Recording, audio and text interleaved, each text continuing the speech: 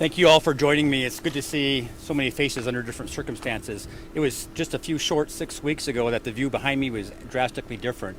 We had columns of smoke, we had trees torching, we saw a constant aerial display of aircraft dropping retardant in water on a community, and we were evacuating members of the Larimer County community who were leaving their homes not knowing what they were going to return to when the fire was finally over.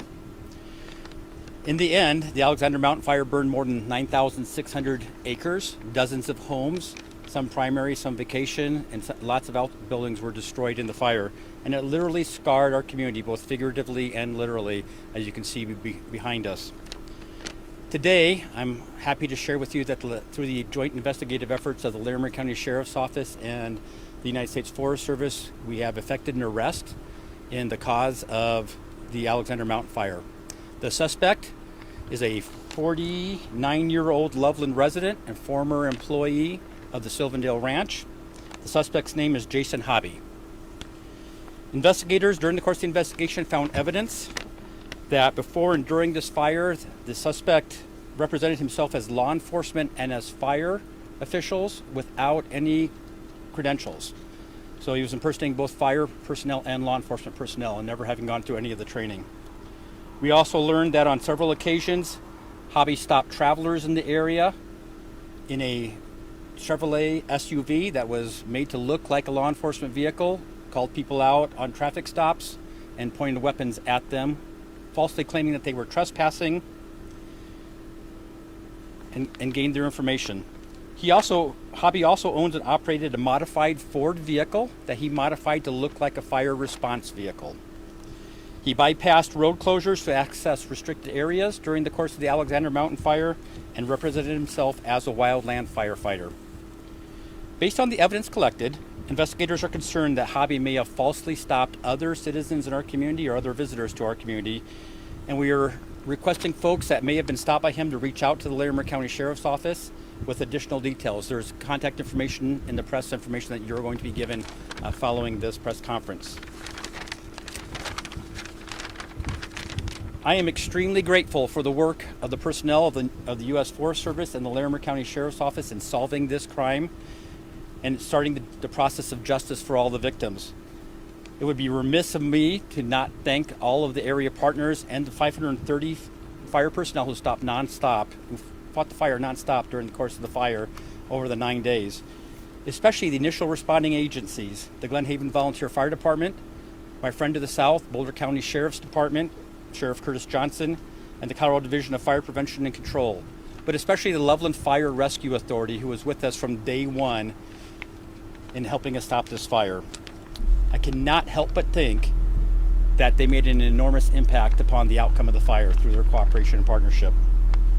I also appreciate the staff of the Sylvandale Ranch who provided us a place on which to attack the fire, or which to set up our initial command posts, and to help us with the investigations that followed into the cause and origin of this fire. In closing, I have to say we have an amazing community here in Larimer County. I cannot begin to tell you the thanks and gratitude I have for all the businesses and the personnel who came together to support the efforts of the firefighters, the law enforcement personnel, our EMS partners, as well as the citizens impacted by the Alexander Mountain Fire. It is my pleasure to introduce Adam to you, who will say a few words as well. Adam? Thanks, Sheriff. The Forest Service's thoughts continue to be with all those that were impacted by the Alexander Mountain Fire, but really grateful for the close collaboration with the Sheriff's Office through this entire investigation, as well as the response to the Alexander Mountain Fire. The federal investigation is continuing, and we will be in close partnership with the Sheriff's Office throughout this, and so we just want to reiterate our continued thanks and appreciation with the Sheriff's Office as well as the rest of the community as we continue with the investigation. Thank you. Yes. How did he allegedly start this fire? So I can't go into a whole lot of details, but we found evidence of a fire ring on top of the Alexander Mountain, and the fire escaped from the fire ring. Was this intentional? That, again, I can't speak to. We had the opportunity to interview Mr. Hobby, but due to the ongoing prosecution, I can't tell you what he said during that interview. How long ago was he an employee at Sylvandale? Up until just about 3 or 4 weeks ago, when he was identified initially as a suspect during the course of the investigation, Silverdale at that point terminated his employment with them.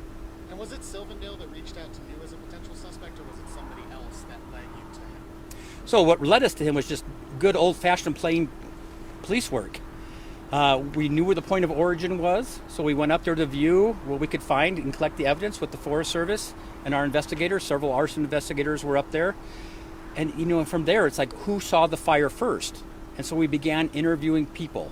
Not technology, just good old-fashioned gumshoe detective work. And from that, we had the opportunity to identify him as a suspect. And once we followed that lead and let the evidence take us where it took us, we were able to solidify that information. And did he live in the area over here, or did he live in sort of main town level? He was living in Silverdale property at the time of his employment.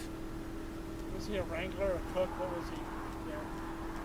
I don't really know exactly what his title was, but he did a variety of duties on there. He, at one point, identified himself as a fire manager, so I don't know exactly what his details were. That I don't know either. You'd have to ask Silverdale that. Sheriff's people reach out to you expressing concerns that they have been stopped by someone that mentioned possibly pointing a firearm. So we did, in the course of the investigation, talk to a couple of people who were confronted by him in the course of this. And we think that there may be more, like we talked about. So that's why we're hoping that more people, if they truly were stopped by him, reach out to us so we can collect their information. Those actions that kind of started the suspicions around him, that there was somebody out there doing this? That was a corollary to the initial fire investigation. So that evolved out of the initial investigation. So how quickly after this fire started did he allegedly start stopping people impersonating officers? Immediate or? Nope. So that was not contiguous. The fact that he had stopped people became evident in the course of the fire investigation, but it happened months prior to the fire. So it wasn't like the fire started, he started the fire, people were coming on the property, he was stopping them. He had stopped them weeks and months beforehand. So in additional to So- the arson, will that be a charge? So there are yes. And that, on his court record, it says that it's false imprisonment by force of 12 plus hours. Is that sort of a cumulative of multiple different people, or is that one person? So I'm unaware of the 12 plus hours, but the false imprisonment is just like if I pull you over at a traffic stop and hold you, I've detained you. I have legal justification as a peace officer. If you pull somebody over and stop them inappropriately, then you've imprisoned them. So that's why it's called false imprisonment versus kidnapping. Do we know how long he's had these modified vehicles? I don't know that for certain. That's a good question, but I don't know that for sure. Do we know if he's from the Loveland area, meaning not just his work at Silverdale, but is he from this area? He's originally from his criminal history, he's from California. He's had several arrests in California. And are there any other suspects at this point that the sheriff's office is looking into as a co-defendant, a possible co-defendant in this? Not that I'm aware of. Mr. Hobby, or suspect Hobby, is the only individual at this point that we're evaluating. Is he in jail? He is in jail. Yes, he was arrested late yesterday afternoon. He's got 1:30 bond advisements today. You'll get a booking photo as soon as we're all done here today. So Do you know if he pulled anybody over or acted as a police officer at all after the fire, or just? I am unaware of any time that he pulled somebody over after the fire or during the fire, just before. Good question. We've got time for maybe one or two more, again, clarifying questions. I know there's a lot of information that people still want, and as that becomes available, we will share it, but just a couple more if you have any clarifying questions. The vehicles, plural. Did they have markings on them, or was it just the lights? Can you just describe some of that? So, for example, there's a social media. He has a social media account, right? He has that fire vehicle on the social media account, and it looks like what we would use, or a fire department would use for a wildland fire. It's a four-wheel drive pickup truck. It has striping on it. There is emblems on it that says Twin Buttes Fire Protection District or Twin Buttes Fire Department on there. And from our research and our investigations, we cannot identify a Twin Buttes Fire Department anywhere. He had fire gear that also had those emblems on it. It had hose reels. It had drip cans. It looked like it was hard to tell, to the point where he was able to pass through inappropriately roadblocks to get onto the fire scene. Did this happen on 34, these stops, did they happen on 34, or was it all on Silverdale property? To our information, it happened on the Silverdale property and up on the Northern Colorado Water District property of the Hanson Feeder Canal. Yeah, the canal. Yep. So you hear about stories about people intentionally starting something so that they can then rush to the rescue, be part of this effort afterwards. Is there any indication that that's what happened here? And that is purely speculation on our part that was what the intent was. He did not share why the intent happened. But in Colorado law, even if it was a careless act that got out of control, it is still chargeable as arson. So I don't know if it was an intentional act or a careless act on his part. But he did go to the fire scene dressed in gear, driving his truck. After the fire started, yes. Yep. That's all we have time for. Thank you all so much for coming out today. And again, we'll be sharing that press release here momentarily with the booking photo. If you have any further clarifying questions, feel free to email us there and we will answer what we can.